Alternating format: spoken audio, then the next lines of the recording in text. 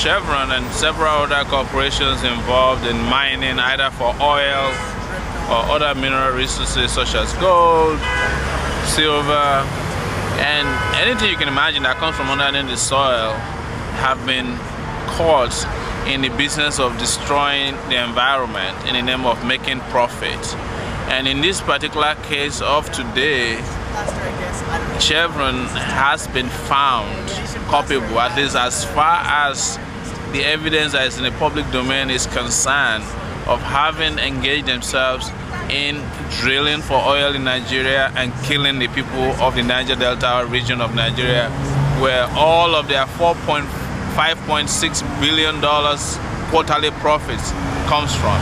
So it's been 50 years of drilling and killing by Chevron. But finally today, Chevron is on trial before a San Francisco jury that's about to be selected as I speak with you. And the people of Nigeria, especially of the larger community where the atrocities by Chevron were committed, are feeling finally relieved that they are within the grasp of justice in this case. Well, it's important to say that as an individual, since the last 15 years, I have worked with other Nigerian activists peacefully to bring about justice for the environment and for the people of Nigeria, where the majority of our resources are collected. Okay. That's very important. Thank you very much. You're welcome. Have a good day.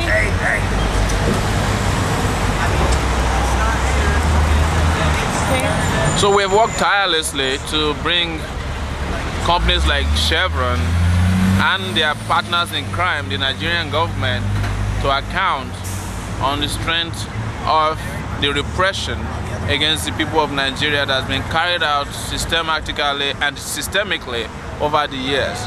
And this has brought several lawsuits, including the one that's going to trial today. Another one is coming against Shell in February, hopefully in New York.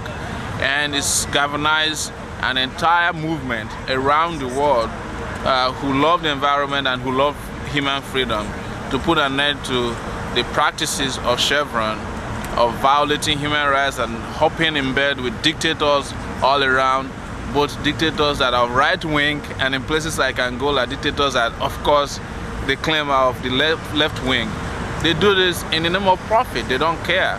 But what we are saying to Chevron and oil companies all around the world who are milking the earth for profit is that they might have the right to connive and collaborate with dictators, but they don't have the right to pump human blood into gas tanks and get away with it.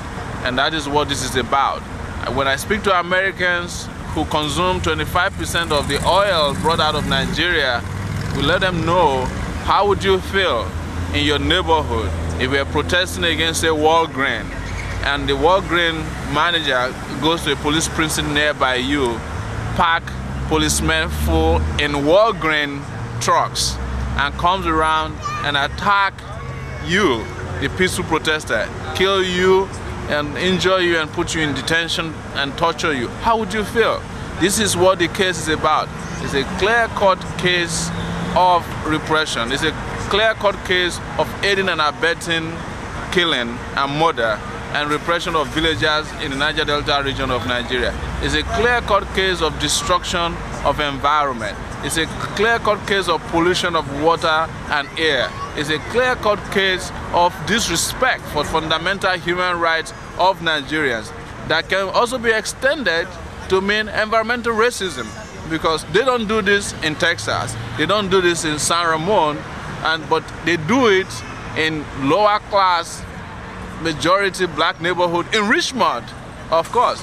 So you can understand what this is also about on a larger philosophical level, that it is about Chevron drilling and killing people either on their oil platforms or in their refineries, both in Nigeria and Richmond in near San Francisco.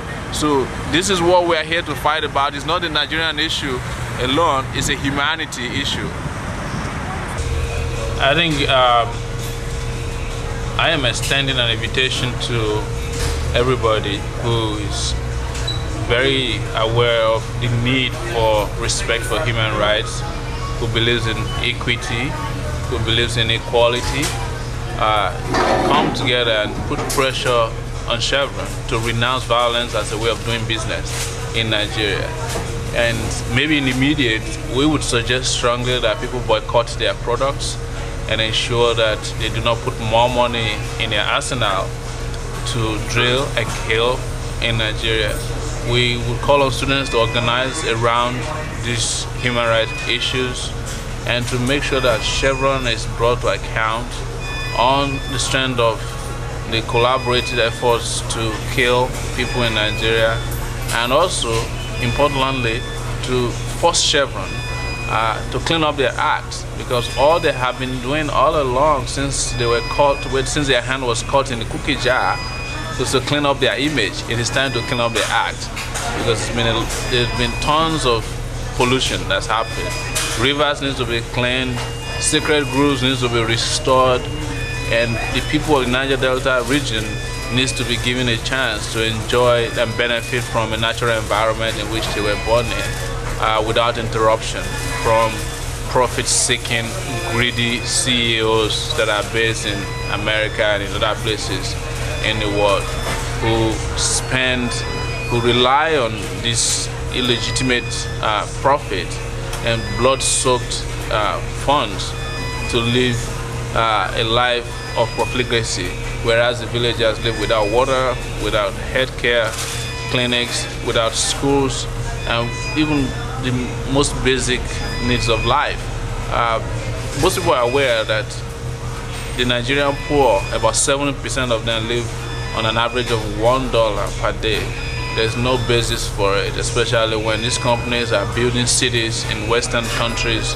They are sending their kids to Ivy League schools and embarking on vacations that cost more than you can spend in uplifting a village out of poverty just on one vacation.